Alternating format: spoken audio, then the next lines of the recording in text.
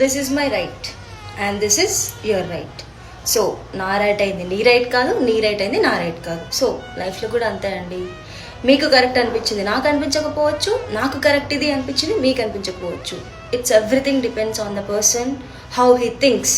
Okay, but అలా అని ప్రతి ఒక్కటి మీరు అనుకున్నదే కరెక్ట్, అవతల వాళ్ళు చెప్పేది రాంగ్ అని మాత్రం అస్సలు కాదు. వినాలి, వాళ్ళు చెప్పేది కూడా అర్థం చేసుకోవాలి, ఎందుకు చెప్తున్నారు అని ఒకసారి మన మైండ్లో థింక్ చేయాలి.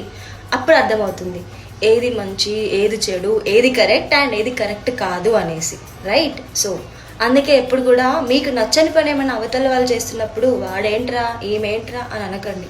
వాళ్ళ పర్సెప్షన్లో మేబీ అది కరెక్ట్ అయి ఉండొచ్చు కదా.